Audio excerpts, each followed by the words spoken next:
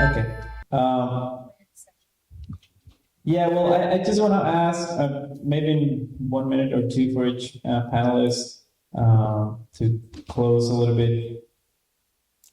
What is your vision for the Rio Grande in 2050? Just quickly, maybe you can share, Marilyn, what's your vision for the Rio Grande in 2050? By 2050, we expect to see a lot of industrial growth. We're already seeing a lot of synergies by the industry that is located in our backyard, and they have already relocated into our area. We're seeing that those industries are coming to the Rio Grande Valley and then distributing to other parts of the state, whereas before it was Houston who was distributing some of those byproducts or other things to the valley. So by 2050, when it comes to the various, is a lot of more industrial growth in our service territory. We believe that there needs to be some sort of, I do agree with the Mexican counterparts, some sort of order in how to address the water needs. There needs to be potential way of how we handle water for residential use and potential ordinance changes to learn from the arid regions in Arizona and New Mexico and other parts of the country, and how they've adopted that vision for their areas of the country. So with that in mind, we also see that for us, we will probably be expanding to double the use consumption in that area. But we also know that it's all dependent on what type of industry locates into the area. So the water's not there, the industry will not be locating into the area. So a secondary use of industrial water that doesn't necessarily have to be potable use is going to be probably the key factor, because it's a lot less costly to treat something for industrial than it is for potable water use. And so that in mind is having a secondary use of that water and additional water, just not just raw water, but industrial water. Thank you. Yeah, Dante. Well, I think, by the way, very well done, Jorge Luis. I cannot agree more with many of the statements that you said. I think looking forward by 2050, in the last 25 years, the Rio Conchos Basin, that Chihuahua area, has put in more than 1 million acres of new agricultural production. More than 1 million in 25 years. Think about that. So if that acreage is going to remain, or it's going to grow, that is going to make that downward trend that we just saw go even further down, even faster. So one is by 2050, someone's got to have figured that out, right? 25 years, we've already seen the death of the sugar industry here in Texas. We're on the precipice of many other agricultural challenges, not just in South Texas, but in Tamaulipas and Nuevo Leon. So that's one, is we got to decide, do we want ag here or not?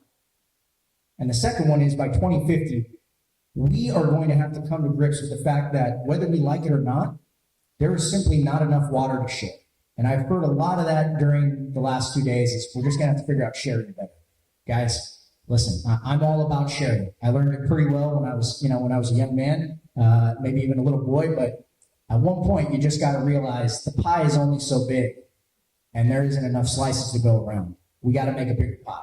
So we need to make a serious investment on new water, whether that's saltwater desalination, whether that's the investment on infrastructure, whether that is this idea of a pipeline highway of water throughout Texas and this entire region. But we cannot simply sit here and just figure out how to better share. That is part of the solution, don't get me wrong, but whether we like it or not, we're going to have to open up our checkbooks, and we are going to have to make a very serious investment, just like we saw out of Tamaulipas building those reservoirs. Look at how dramatically impactful that has been for their agriculture. So by 2050, we have got to figure out this infrastructure solution, because even if we had a check today for $100 billion, it's going to be about a decade before we realize any savings, and we don't have that check in hand.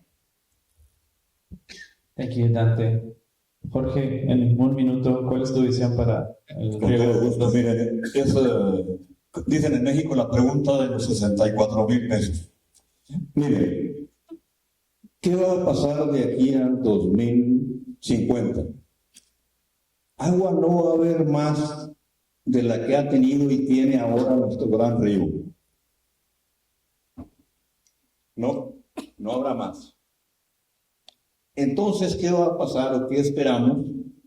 Va a depender de lo que hagamos ahora todos, todos. Y ahí, obviamente, hay que actuar de inmediato. Porque si quiero pensar que yo no voy a llevar con vida al 2050 en el sistema agrícola, pues me saldría llorando a la puerta en vez de estar platicando con ustedes. No, podemos hacerlo. Hay forma de hacerlo. Y ya lo dije, empieza porque pongamos orden en la extracción de agua en la parte mexicana de los 6 tributarios. Es una palabra muy sencilla, pero tiene sus complicaciones. No podemos seguir utilizando más agua de la que nos tocó conforme al reparto del tratado, porque colapsa el tratado en la parte baja del río. Eso está más que claro. Hay que poner orden.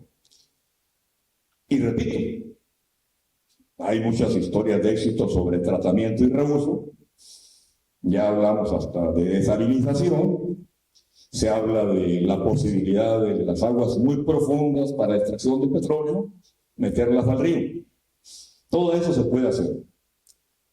Pero hagámoslo. Porque si no lo hacemos, mi visión no solamente es de Tamaulipas colapsado, es de que también le va a pegar el golpe a Texas. Sería mi comentario a futuro. Well, thank you. And if I'm just going to try to organize my mental notes on what I heard alternative water sources, efficiency both in cities and agriculture, adapting to maybe a future with less water, governance, water governance and governability, and maybe reducing water use to some extent. And I'm just gonna take my moderator hat for a minute and put my environmental representative, and I'm just gonna share my vision for 2052.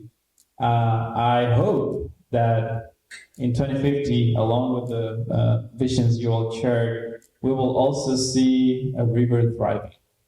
That is not a river that is considered a pipeline for moving water to point A to point B, but that it is considered as an integral part of every water planning and water solution of everything it represents.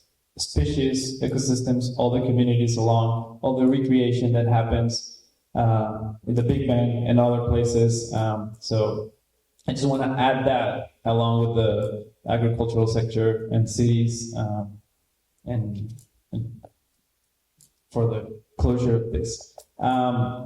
We also heard about investment, needs for investment, and I think that is going to be the next session. So we're going to hear a little bit about that investment part.